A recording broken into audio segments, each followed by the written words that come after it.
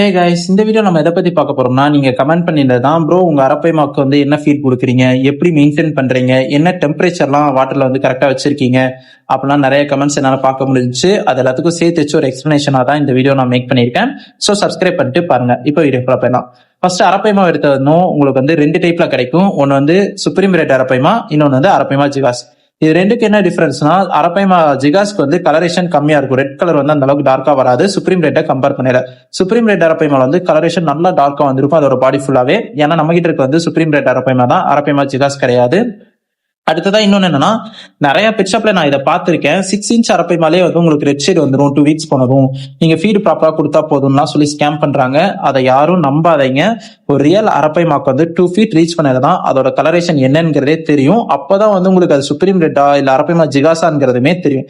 In case உங்களுக்கு supreme red அரப்பைமா தான் வேணும்னா நீங்க வந்து 2 ஃபீட்டுக்கு மேல போனதுக்கு அப்புறம் கலரேஷன் பார்த்துட்டு வாங்க. சின்ன சைஸ்ல வாங்கி ஏமாந்துடாதீங்க கம்மியான பிரைஸ் கிடைக்குதுன்னு.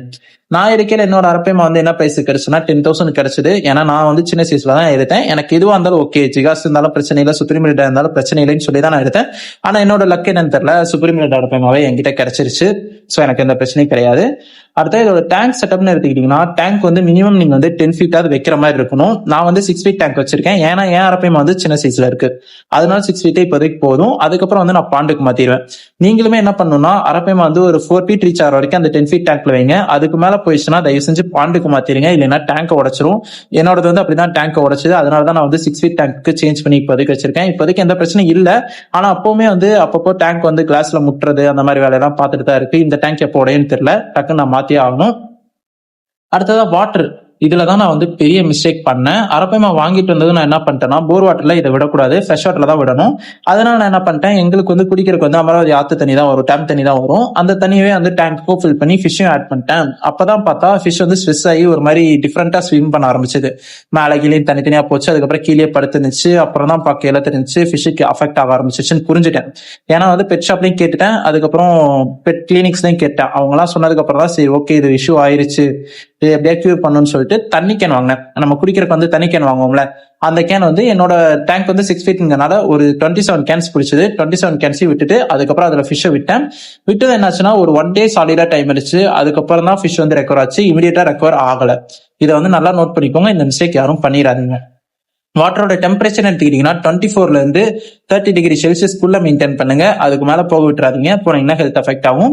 பிஹெச் லெவல்னு எடுத்துக்கிட்டீங்கன்னா 6.0 இருந்து 7.5 வைங்க. அதுக்கு மேல போக விட்டுறாதீங்க, உங்களுக்கு தான் ப்ராப்ளம். அதே மாதிரி நான் சொன்ன மாதிரி வாட்டர் வந்து நல்ல தண்ணி தான் யூஸ் பண்ணும், போர் தண்ணி யூஸ் பண்ணிடாதீங்க, பிரச்சனை. வீக்லி வந்து 20 to 30% வாட்டர் சேஞ்ச் பண்ணிட்டீங்கன்னா உங்க ஃபிஷோட ஹெல்த் வந்து நல்லாவே இம்யூனிட்டி சேர்த்து பூஸ்டப் ஆகும். தண்ணியோட குவாலிட்டி வந்து நல்லா இருக்கும். இல்லைன்னா அதுல நிறைய டிசீஸ்லாம் அஃபெக்ட் ஆகும். என்னோட இதுல டிசீஸ் அஃபெக்ட் ஆச்சு என் அரப்பைமாக்கு. ஃபர்ஸ்ட் டைம் நான் வந்து என் அரப்பைமா மேல வார்ம்ஸ் பார்த்தேன். அது என்ன பண்ணேன்னா, ஏம் ஸ்டேக் தான், கோல்டு ஃபிஷ் தான் நான் வந்து ஸ்டார்டிங்ல ஃபீட் பண்ணிருந்தேன். அப்போ ஒரு ஃபிஷ் வந்து நான் பார்க்காமலே வாங்கிட்டேன். அதுல வந்து வார்ம்ஸ் இருந்திருக்கு. அதுவும் வந்து என் அரப்பைமா மேல அப்படியே ஒட்டிக்கிச்சு.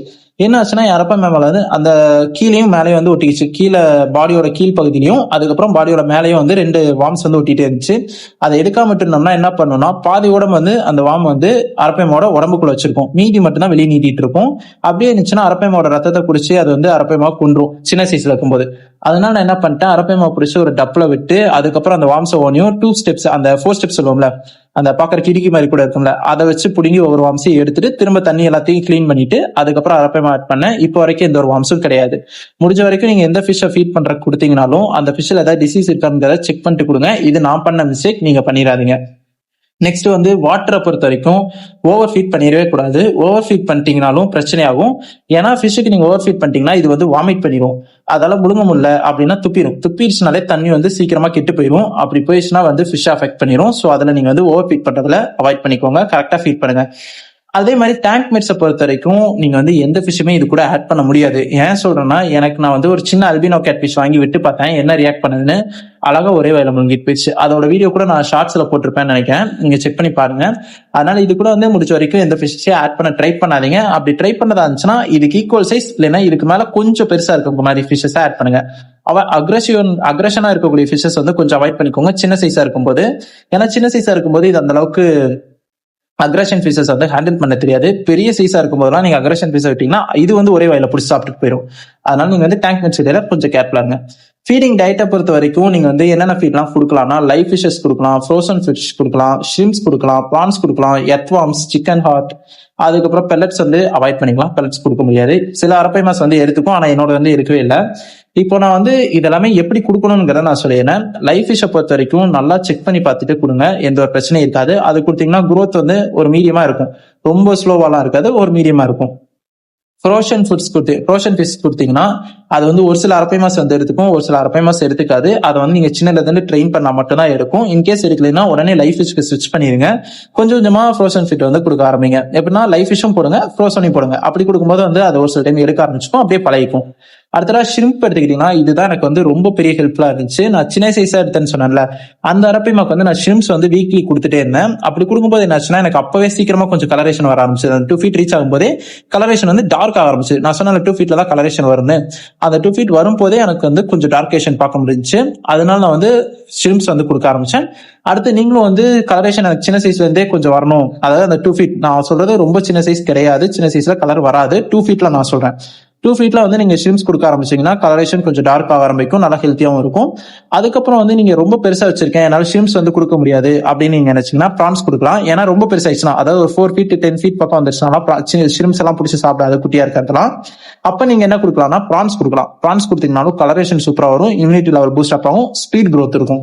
ஏன்னா அதுல வந்து ப்ரோட்டீன் அதிகமா இருக்கும். அதே மாதிரி அந்த 6 inch அரப்பை மாஸ் சொன்னேன்ல, அதுக்கெல்லாம் வந்து எர்த்வார்ம்ஸ் கொடுக்கலாம். அதே மாதிரி 6 inch தாண்டி போயிடுச்சுன்னா எர்த்வார்ம்ஸ் வந்து ஃபீட் இருக்காது. சிக்கன் வந்து நிறைய வீடியோஸ்ல நீங்க பார்த்திருப்பீங்க, என் சேனல்ல நிறைய வீடியோஸ் நீங்க பார்த்திருப்பீங்க. அதெல்லாம் சிக்கன் வந்து முழுசா தூக்கி போடுறதா இருக்கும். ஆனா நான் வந்து அந்த மிஸ்டேக் பண்ணல, எனக்கு வந்து அது வேணாம். ஏன்னா சிக்கன் வந்து அந்த அளவுக்கு சீக்கிரமா டைஜஸ்டன் ஆகாது. அதனால வந்து சிக்கனை கொஞ்சம் அவாய்ட் பண்ணிட்டேன். அடுத்த பெல்லட்ஸ் வந்து நான் சொன்னதான், பெல்லட்ஸ் வந்து இருக்காது, ஸோ அதை நீங்க விட்டுருங்க. அதே மாதிரி அரப்பை மாவு பொறுத்த வரைக்கும் நீங்க வந்து 6 inchல நீங்க வச்சிருந்தீங்கன்னா ஒரு டேக்கு 2 times ஃபீட் பண்ணுங்க. அடல்ட் வச்சிருந்தீங்கன்னா ஒரு டேக்கு 1 time ஃபீட் பண்ணாலே போதும், அதுக்கு மேல நீங்க வந்து ஃபீட் பண்ணணும்னு கிடையாது. கைஸ், இந்த வீடியோல ஏதாவது டவுட் இருந்துச்சுன்னா மறக்காம கமெண்ட் பண்ணுங்க, கண்டிப்பா நான் அதுக்கு ரிப்ளை பண்றேன். நெக்ஸ்ட் உங்களுக்கு வந்து எதை பத்தின ஃபிஷ் வேணும், எதை பத்தின டீடைல்ஸ் வேணும் அப்படின்னு நினைச்சீங்கன்னாலும் அதையும் கமெண்ட் பண்ணுங்க, கண்டிப்பா நான் வந்து மேக் பண்ண ட்ரை பண்றேன். நெக்ஸ்ட் வீடியோல பார்ப்போம்.